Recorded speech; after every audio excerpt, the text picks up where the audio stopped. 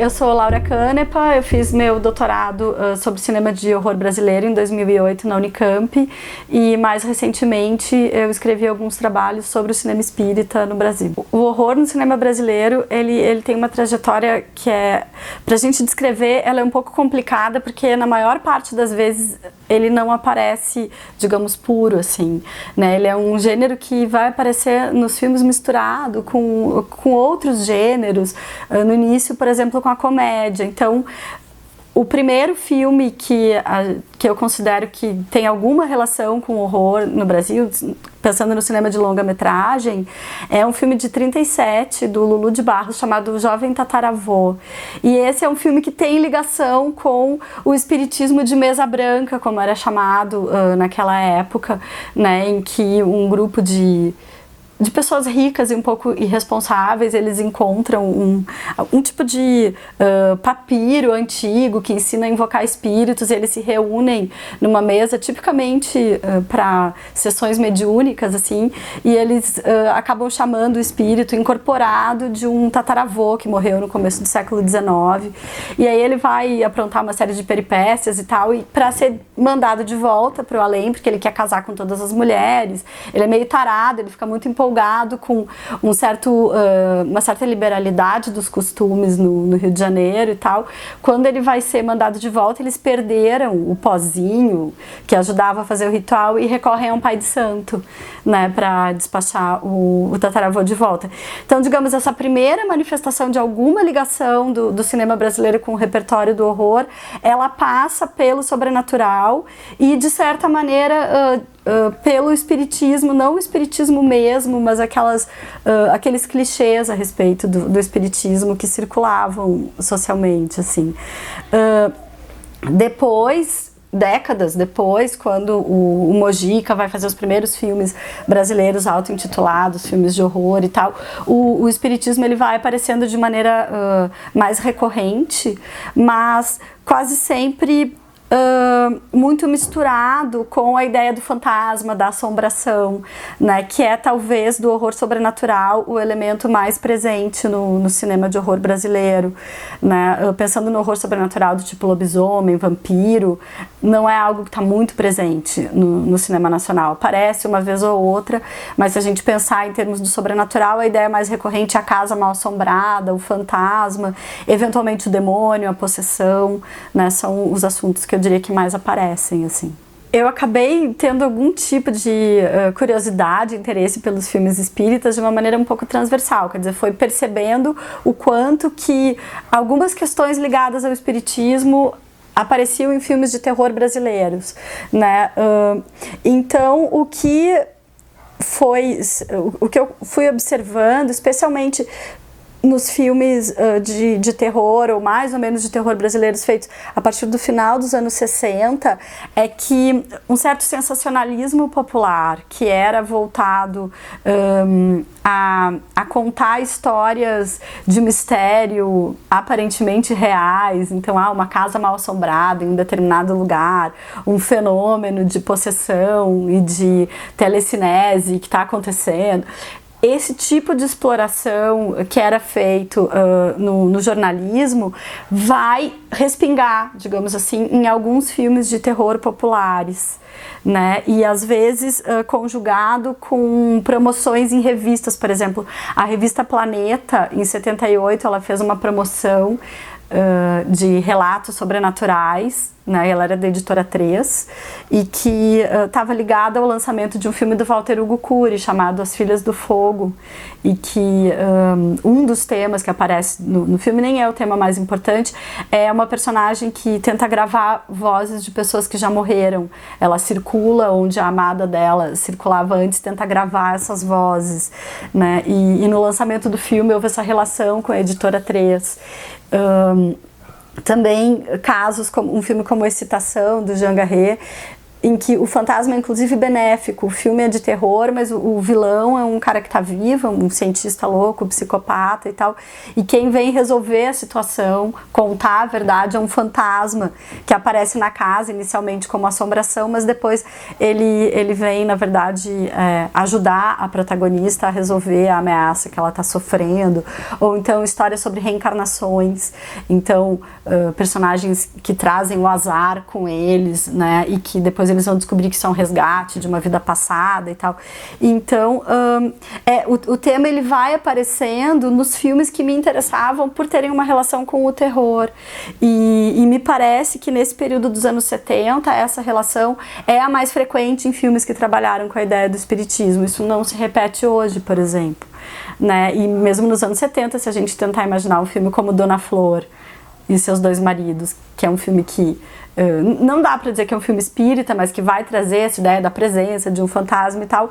Ali o fantasma não é representado de uma maneira terrífica, mas em filmes como o Excitação, o Joelma, o Edifício Joelma, que trata do incêndio que teve em 74, o Médium, A Verdade sobre a Reencarnação, que é o filme do Paulo Figueiredo, Uma Estranha História de Amor, do John Doe, há uma tentativa de articular essas histórias parecidas com notícias que eram veiculadas na imprensa com as tramas dos filmes, assim. Agora, são filmes muito híbridos, né? Nem todos a gente consegue facilmente dizer que são filmes de horror, mas eles têm a presença de um certo repertório, especialmente o repertório da assombração, da criação de uma atmosfera terrífica, né? Mas que nem sempre se sustenta ao longo do filme. Os filmes espiritualistas estrangeiros, eles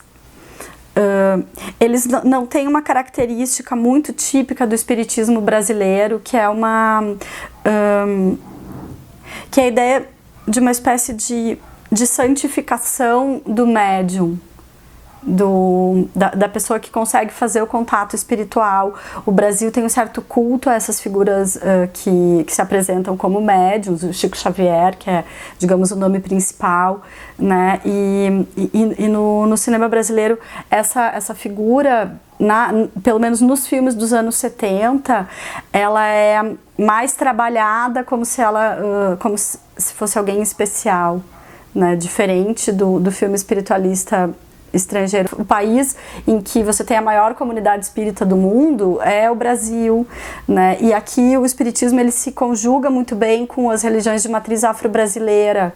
Então, a figura do médium e da possessão e da reencarnação, ela tem uma configuração específica aqui como uma espécie de aceitação como um dado da realidade, né? O espiritismo, eu diria, no filme brasileiro ele é mais cotidiano, ele é menos fantástico. Isso no filme espiritualista estrangeiro você não percebe tanto. Por exemplo, vou dar um exemplo de um filme bem conhecido que é o Ghost, né, que é um filme espírita americano, norte-americano, né? No Ghost é um acidente que faz com que o personagem do Patrick Swayze ali, ele entre em contato com uma médium falsa que também por um acidente acaba ali conseguindo desenvolver a espiritualidade dela, né? Então, aqui me parece que já há uma expectativa de que isso possa acontecer de maneira mais natural. Dos filmes dos anos 70 que trabalharam com essa temática espírita no Brasil, tem dois deles que eu acredito que a gente consiga pensar como filmes militantes, filmes realmente pensados, eles têm um certo clima do cinema de horror, mas pensados como filmes que querem atrair o público espírita e, de alguma maneira, transmitir a palavra do espiritismo, né, do Allan Kardec, do Chico Xavier, sobretudo, né, e que é o Médium, então, o Médium, A Verdade sobre a Reencarnação, do Paulo Figueiredo, e Edifício Joelma, 23º Andar, do Clery Cunha, que são filmes feitos no mesmo ano, e o Médium, que é o filme do Paulo Figueiredo, o Everton de Castro, ele interpreta um médico muito egoísta, mau, muito cruel com a família, e ele tem uma síncope durante uma cirurgia, ele é um cirurgião famoso, e aí então ele tem um flashback em que ele vai vivenciar uma experiência terrível que ele teve em uma outra vida, e a partir daí então encontrar uma explicação de por que ele se tornou nessa vida de cirurgião uma pessoa tão ruim, e ele vai tentar então na volta recuperar essa bondade que ele teria perdido numa espécie de recalque de uma outra vida. O Medium não é uma pornochanchada, mas ele sai do mesmo círculo social, sociocultural, de onde saíam as pornochanchadas. E o filme tem algumas cenas eróticas, alguns momentos de exploração e tal. Esse é muito difícil de tratar como um filme de horror, mas ele tem um certo repertório dessa maldição passada, e há uma tentativa de construir algumas cenas de terror que não se resolvem muito bem. O Joelma, 23º Andar, ele é talvez o protótipo do filme espírita sensacionalista, alguma coisa que eu acredito que em nenhum lugar do mundo tenha se conseguido fazer uma combinação tão intensa e ao mesmo tempo problemática, eticamente, assim, de um filme espírita. Ele é baseado numa psicografia do Chico Xavier, em que há o relato de várias vítimas do incêndio do Joelma, e eles escolhem para esse filme, o Cleri Cunha escolhe para o filme o relato da Volquimar, e que no filme ela é interpretada pela Beth Goulart e o nome dela é Lucimar, né? Ela então vai contar... Quer dizer, o filme vai partir desse relato para contar a história dessa moça que tem uma série de premonições de coisas ruins que podem vir a acontecer, e ela trabalha no Joelma, e ela está presente no dia do incêndio e morre no dia desse incêndio. Antes que a família saiba que ela está morta, o espírito dela aparece para a mãe, que está indo até o Instituto Médico Legal e tal, e essa mãe duvida do que aconteceu, volta para casa e resolve procurar o Chico Xavier, e o Chico Xavier próprio aparece no filme em cenas documentais que foram captadas em Minas Gerais. Ele aparece, digamos, reinterpretando a psicografia, né, que teria dado origem a esse depoimento, e esse filme, que foi bastante bem feito, parte dele filmada no Joelma, inclusive, só uma parte, mas eles usaram excelentes efeitos de maquiagem, tem bons atores, uma produção bastante bem cuidada para a época, mas o principal, digamos, o grande, além da participação do Chico Xavier, a grande sacada do filme é que eles tiveram acesso a uma grande quantidade de registros em película feitos no dia do incêndio do Joelma, né? Então eles articulam essas imagens documentais com as imagens de ficção do filme. Então você tem, por exemplo, uma cena em que um personagem vai até a janela com a sala em chamas e corta para uma imagem de alguém que se jogou daquela mesma janela, ou do que parece ser aquela mesma janela, e com isso você tem uma mistura de documentário e ficção, que ela é problemática, porque essas pessoas, afinal, não autorizaram que as imagens da morte delas fossem reaproveitadas nem num documentário, muito menos num filme sensacionalista de ficção, mas dá uma intensidade pro filme que é impressionante, a ponto de...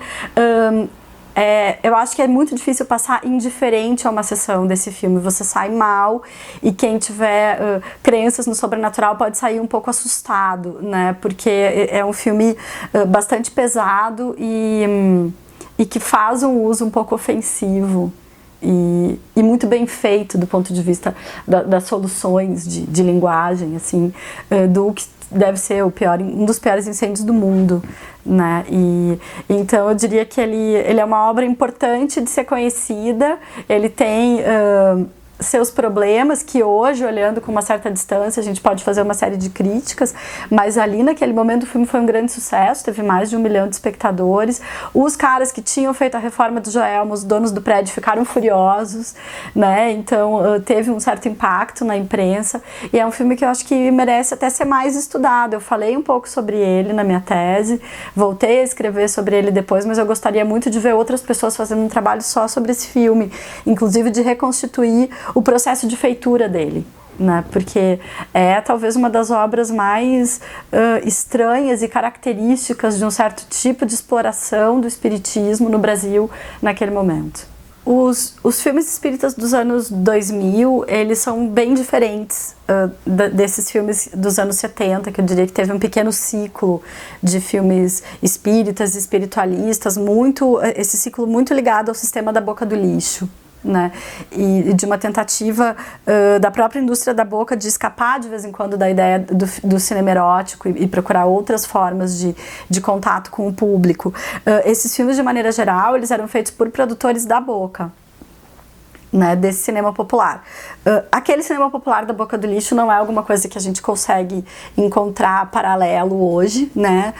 A atividade cinematográfica no Brasil mudou muito, e os filmes que começam com o Bezerra de Menezes em 2008, do Glauber Filho, que foi um fenômeno de público, e depois a gente vai vendo uma reiteração de vários filmes espíritas, eles já vão ser bancados por associações espíritas, já tem ali uma preocupação de criar um nicho específico de mercado e não explorar um repertório que estava circulando na mídia e que de repente é visto como uma oportunidade de negócio. Nesses filmes, e aí cada um dos filmes é um caso à parte, teve um processo específico, o que você vai ter são associações espíritas que estão ligadas à produção do teatro espírita, que é muito forte no Brasil, e à literatura, né? E é uma série de palestras e figuras que estão ligadas até à autoajuda e tal, que vão buscar produtos cinematográficos para vender não só ingresso de cinema, mas principalmente depois o DVD ou o filme visto em casa. Então, alguns filmes que não têm tanta bilheteria, também eles precisam ser observados como obras que têm um outro interesse de consumo que não é a sala de cinema. Teve fenômenos de público, o Chico Xavier, que, embora seja a direção do Daniel Filho, não é da Globo Filmes, né?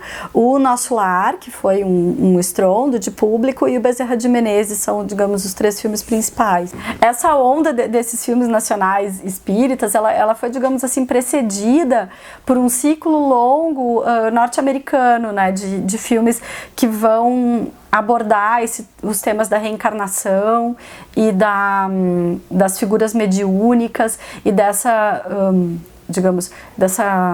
organização do mundo conforme pensada pelo espiritismo, quer dizer, de que você tem uma vida, você tem certos comportamentos, certas experiências que vão gerar consequências na vida seguinte e que você tem como acessar através de figuras mediúnicas ou de determinados ritos mediúnicos ou aparelhos. Você pode fazer contato com quem está na outra vida ou recuperar certas memórias e tal. É uma visão toda de mundo que ela vinha aparecendo, ela aparece eventualmente no cinema americano, mas ela vai se popularizando do final dos anos 70 para frente. Então eu lembro aqui, até anotei As Duas Vidas de Audrey Rose, que é de final dos anos 70, depois Em Algum Lugar do Passado, Um Espírito Baixou em Mim, Ghost, que é um grande sucesso, um filme bem importante nesse grupo de filmes, O Morrendo e Aprendendo, Amor Além da Vida, recentemente O Além da Vida, do Clint Eastwood.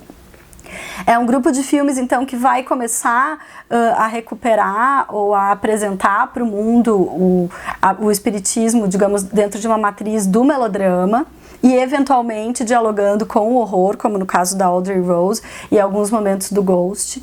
E no final dos anos 90 e começo dos anos 2000, isso vai ter uma explosão em filmes de terror, por exemplo, O Sexto Sentido, O Segredo da Libélula, Os Outros e vários outros filmes, né, e que vão até se tornar uma espécie de clichê do cinema de horror, né, que é o espiritismo, de alguma maneira, ajudou o cinema de horror a se reconciliar com o melodrama.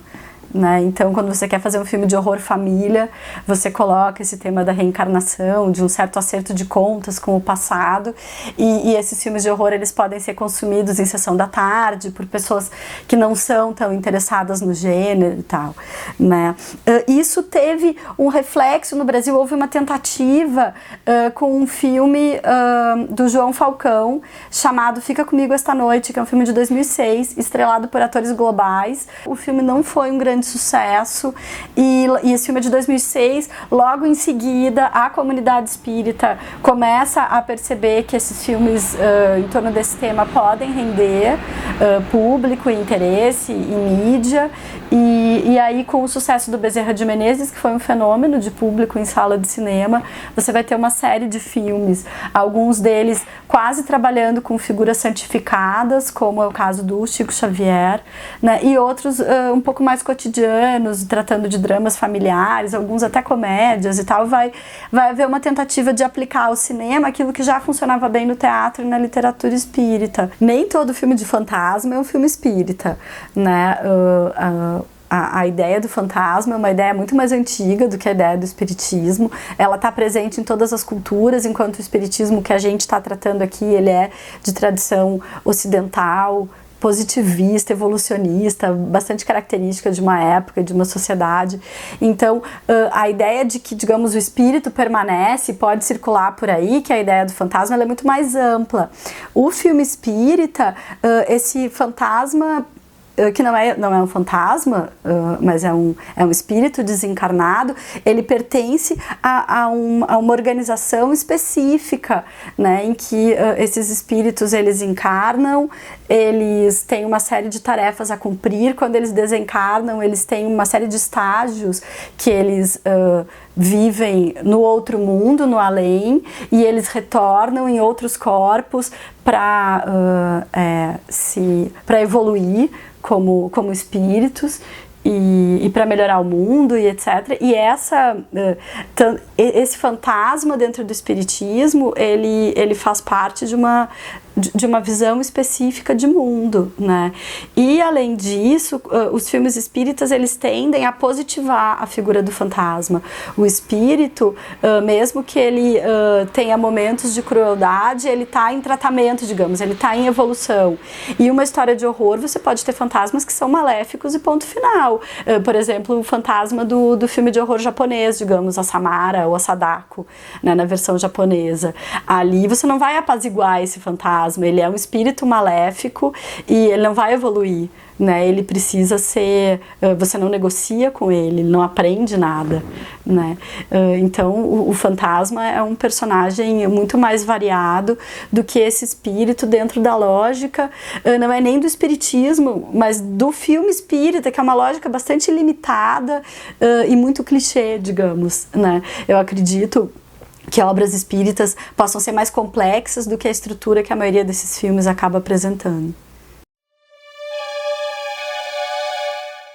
Não vou contar a história, não vou contar. Não vou contar.